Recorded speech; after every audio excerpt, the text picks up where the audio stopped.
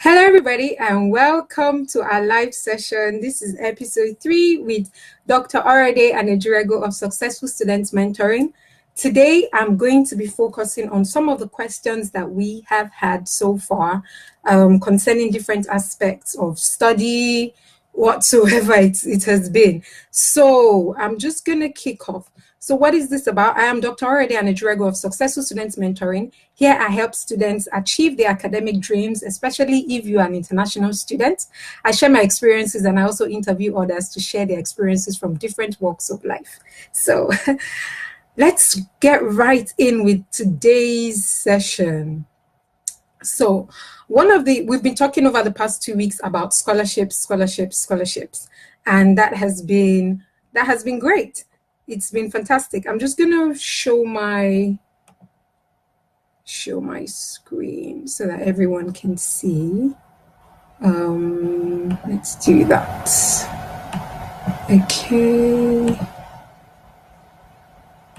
Okay, fantastic. Let's do this. Okay, great.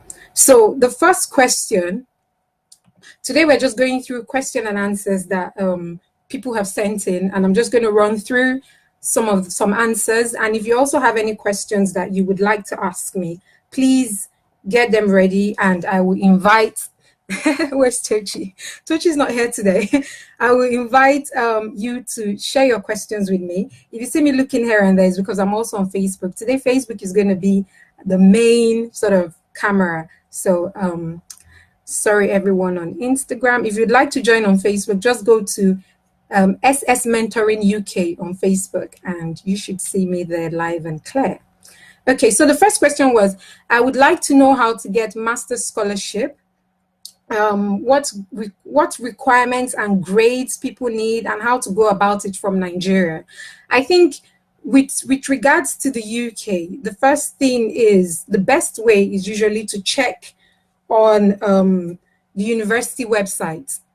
Just go on there. They usually have a place for funding.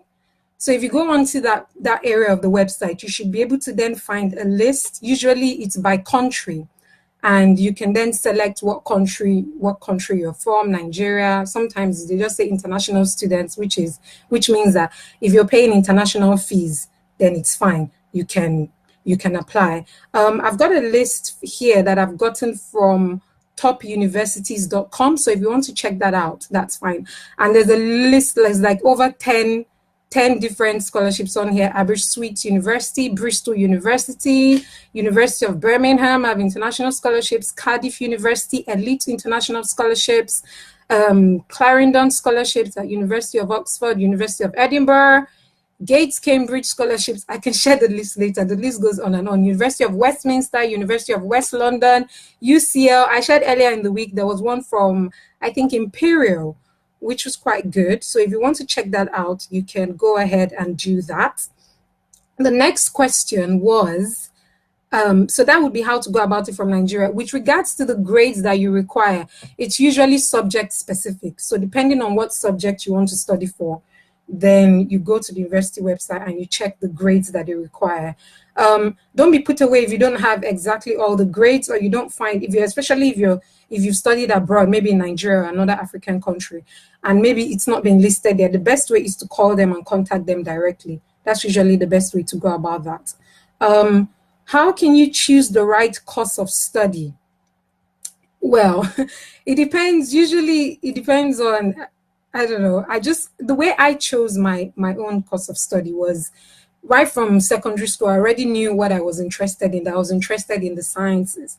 I wanted to be a medical doctor, but I ended up doing, well, still in the sciences, but doing something completely different. And then discovering that I liked research and going through that career in research over time and completing my PhD. So that was awesome. The other way I think what I did was I identified very early on what my strengths were. So if you have strengths across different areas, I had strengths in maths and science. And then I didn't know that any sort of subjects that I could sort of combine the two together. And I found that really challenging. So what I would sort of advise is that you do your research. I mean, that's one of the things I try and do with successful students mentoring, is to make people aware of the different opportunities that are out there, because there's so many opportunities out there. And if you don't know, you might end up doing something that maybe in 10 years' time is no longer relevant. So if you're really struggling, maybe you want to do a postgraduate course, I would say one of the things I advise people is, or that I would do, is if it's the United Kingdom, because I live in the United Kingdom, so I'm more aware of what happens in the United Kingdom, is to go and check the UK. Now, this is kind of a wonderful situation. Go and check the UK work shortage list from the United Kingdom government website. I mean, if you want to meet people, if you want something from somebody, it's usually better to go and find out what they really need and then offer those services. So if you check the work shortage list, especially if it's the postgraduate courses and you feel like you want to get work experience after you finish studying, why not check what the United Kingdom is currently lacking in area of skill sets. It might be, I haven't checked it recently, but there was a time they really needed nurses, and I think they still need teachers, like in maths, physics, the sciences usually, especially physics. I think especially physics. So go on there and have a look, and maybe tailor your course to that area. Look for a master's course that's maybe within that area and see, especially if you want to improve your chances of getting a good career. But don't do something just because it's on the work shortage list. Make sure that you actually can do the course and you have some sort of interest in that area. How can you select a university? Now, this is I like this question. Like, some of the things that I didn't know that I think would have been beneficial if I had known them earlier before I went to sort of select my university, especially if you're an international student. Even if you're going to be self-funded, I would really, really advise that you check the fees. All the universities don't charge the same fees, just to be clear. I'm coming from the area of the United Kingdom. All universities don't charge the same fees, so make sure you're checking fees. What are sort of the living expenses in the city, in that area where you want to study?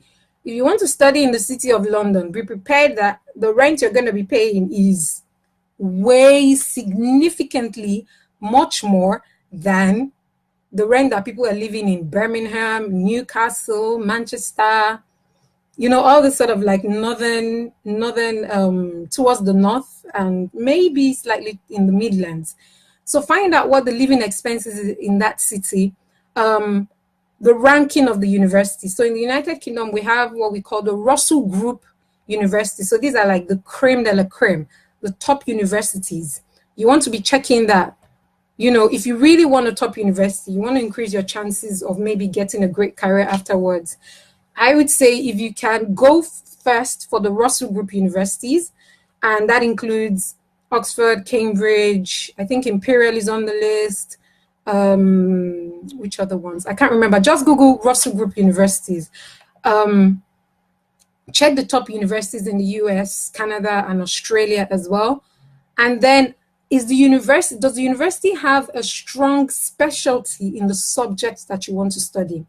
That is really vital. I mean, if you want a university that has sort of strength in the area you want to study, is going to have much more facilities, maybe much more networking opportunities, possibly even better career advice for when you finish your course. So it's usually better to check, okay, you can check the Times Higher Education website. They usually rank universities according to different subjects. And that sometimes students also vote for their current students vote as to the quality of the university, the quality of the teaching, the teacher to student ratio, things like that. I mean, this is your life, it's your money. Even if you're going to be on a scholarship, it's worth doing the homework. Just put yourself in the right environment, because the quality of the people you'll be networking with will be completely different if you're in another area where you sort of have to find out things for yourself.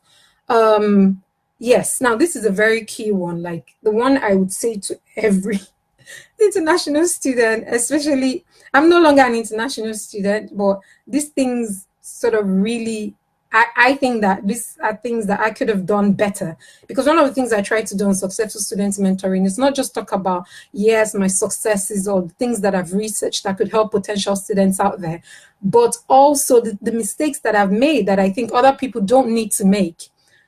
This is, what are the career opportunities for you after you finish studying? You need to ask that question. Please, I don't really like when students just come, okay, I want to do a PhD, I want to do a master's, I want to do an undergraduate degree, and you don't sort of have an awareness or a plan as to, okay, when I finish, what are the opportunities that are available for me afterwards? It's really great. Before, the United Kingdom had post-study work visas, and even people that did undergraduates could apply for that. I think it was 2 years. They don't have that anymore. I think they only have it now for a year for PhD students, just to have an idea of, okay, what is the potential for me to get work experience when I finish, before maybe I go back home. Things like that is really something to think about, and it's something that if you want a one-on-one interaction, you could always send me an email, because I think it's really vital, it's really important.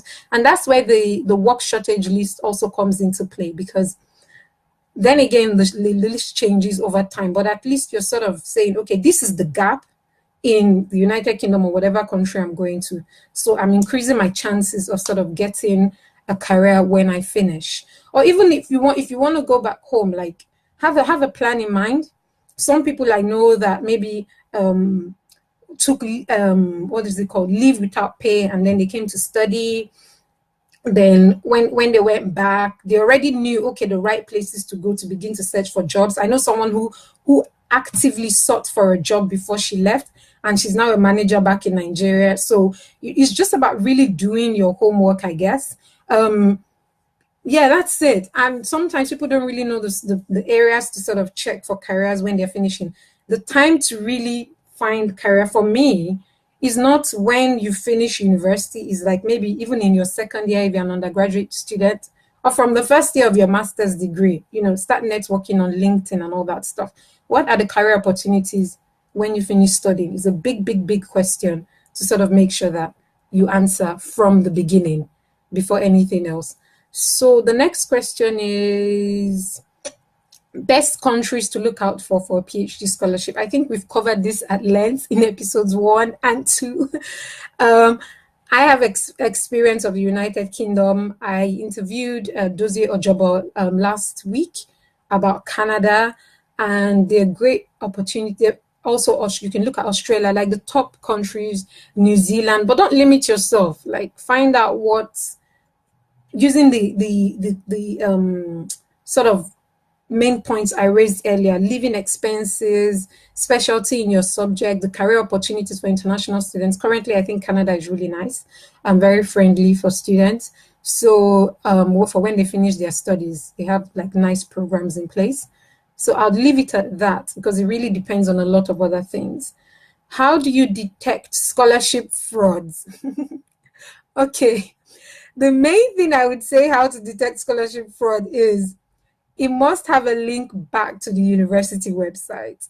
If you're searching any sort of, maybe the Scholars for Dev or scholarship positions or whatever it is, make sure that it has a link back to the university website, like so that you can actually go to the source and check that that scholarship that they're advertising is real.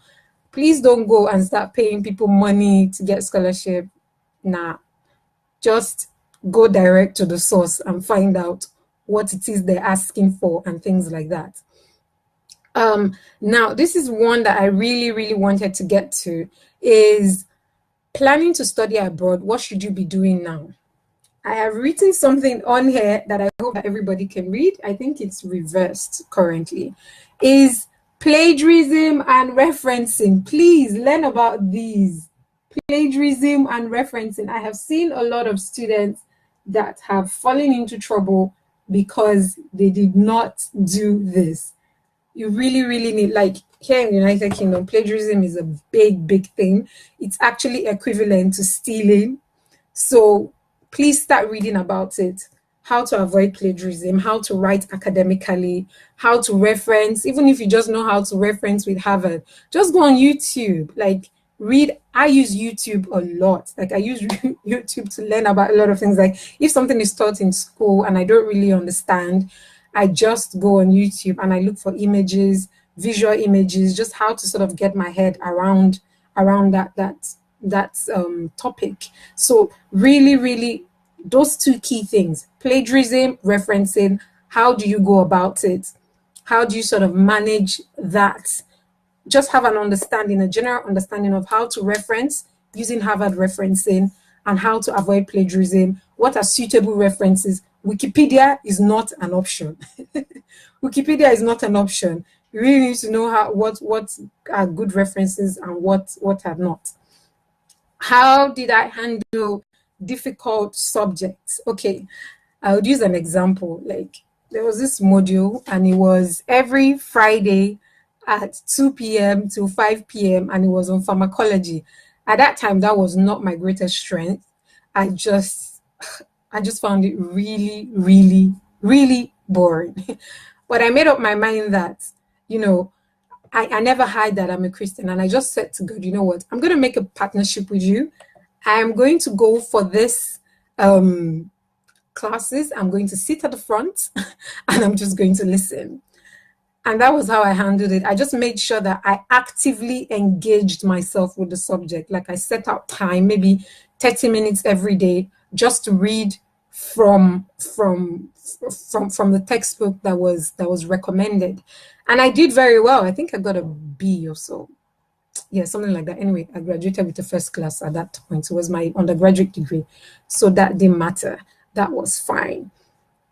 And that was how I handled it. So we've quickly gone through 8 major questions about scholarships in Canada, how to go about it if you're in Nigeria, how to choose the right course of study, how to select a university, the best countries to look out for a PhD scholarship, how to detect scholarship frauds. I said there must be a link to the source of the website. Like, if they're saying university of this has a particular scholarship, there must be a link. Go back to the university page and look for the link to avoid any fraud. And then we've just spoken about making sure that you understand about plagiarism and referencing. Very, very important. And those were my quick 8 questions. So if anyone is sort of on here and you have any questions, you can start sending the questions in and I will do my best to answer them. If not, just gonna, great, like right on time. I wanted to finish around 7:30.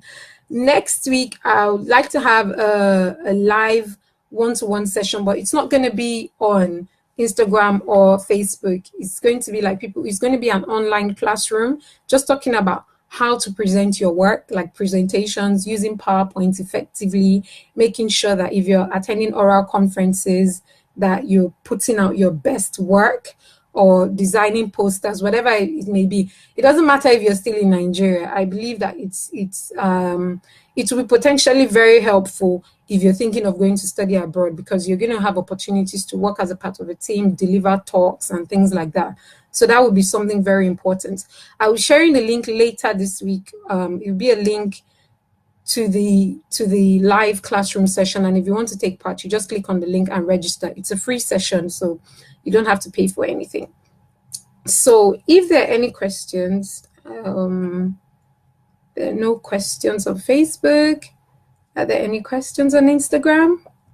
No questions. Okay, so that was the quick question and answer session for today. I would just like to, so it was a very quick session, question and answer session, and I will be sharing more later in the week with regards to the one-to-one classroom session. So it's a group mentoring session about presentations. So it will be an online classroom sort of plan or layout, and you won't need to be on Facebook or Instagram for that.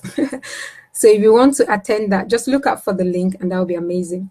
We are still recruiting presenters and potential volunteers for the Me, You, and Superbugs event in Nigeria. It's an outreach on antibiotic resistance.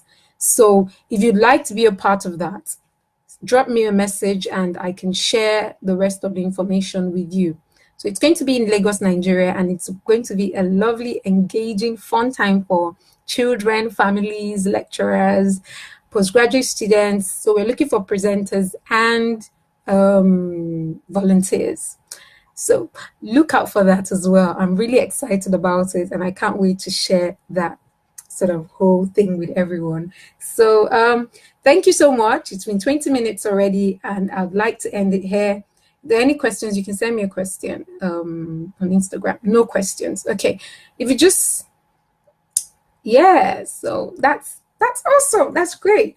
Thank you everyone for joining, and see you again next week.